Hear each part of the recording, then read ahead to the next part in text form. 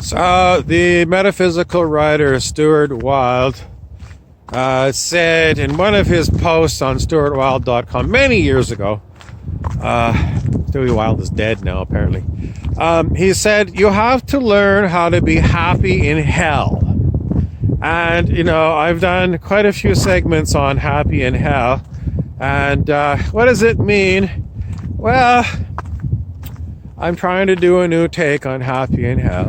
I'm having a hellish day today on planet Earth. And I'm sorry, Stewie, I'm not happy about it. I'm not happy about it. Where is my happiness? It's covered in a layer of 2 inches thick frustration. So, what would Mr. Wilde say about frustration? I don't know. But my frustration level is off the meter today because I can't do anything with anyone on this planet.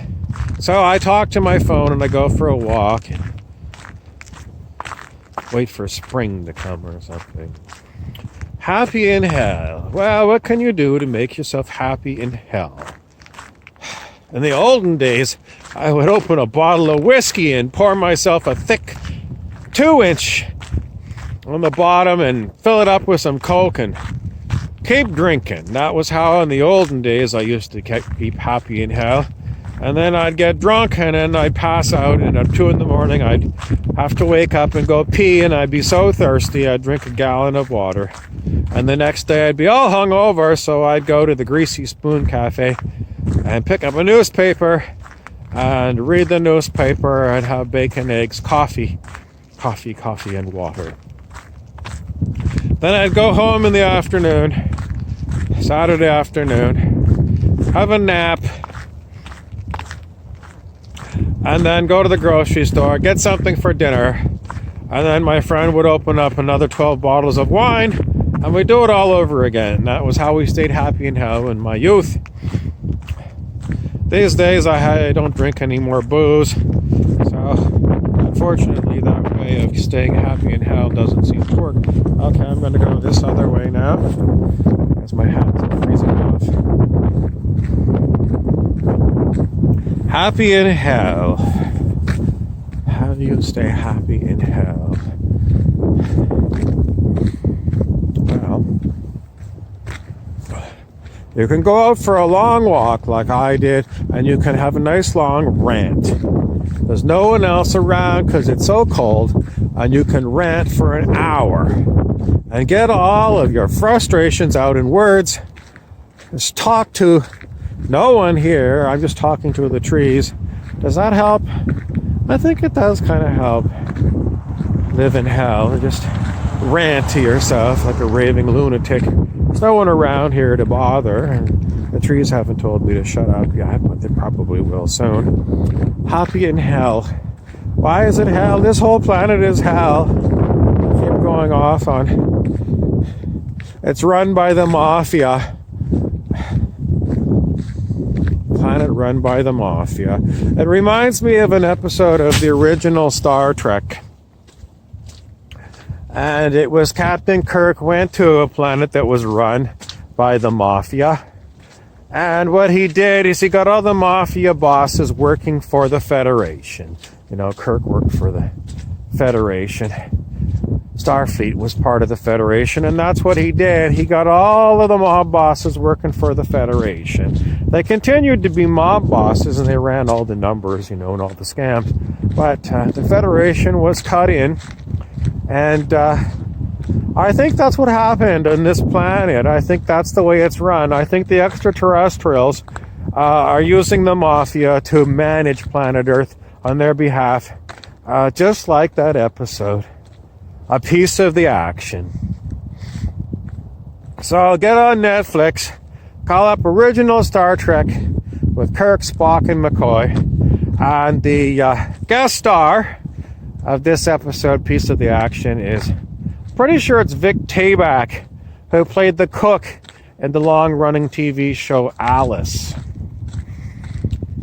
And if you really want to understand what's going on, Earth history, It's all there for you in Star Trek, the original series. How this place got to be so fucked up. Happy in Hell. Happy in Hell. This segment is about Happy in Hell. I think it's about the third No. It's about the. It's closing in on about 10 different versions of Happy in Hell here on this channel with me. Hang on a minute. Quiet. Just a moment. Let me say something. I only saw 3 guys in that ship. Maybe there ain't no more.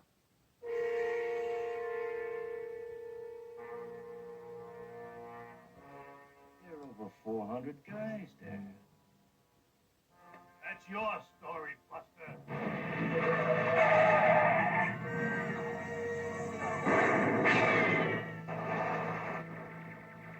Hey, it's my boys. They're making their hit at this place. I'm going to put you down. Understand? Game over. One move out of you 2 guys, and I'll drill them. Give me the hardware. Hey, that's great, Krakow. Now we got hostages again. We can make a deal with the feds up there. Are you kidding? This one's all mine. From now on, nobody's going no place.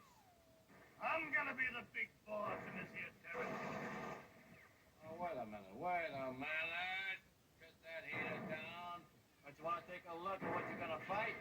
I already seen it. You're nothing, Fred. All right, but at least let me call my ship one last time and say goodbye. Well, all right. Go ahead. Don't get smart. Hello, Scotty. This is Coit. Enterprise, Scott here, sir. Scotty, put the ship's phasers on stun. Fire a burst in a 1-block radius around these coordinates. Right away, son. Scott out.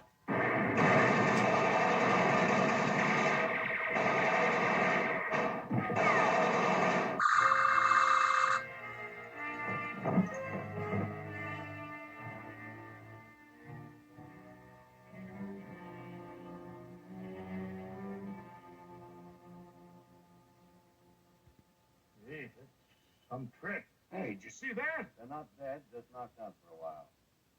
But they might just as well have been that way if we wanted them to. Okay, Kirk, so we get the message.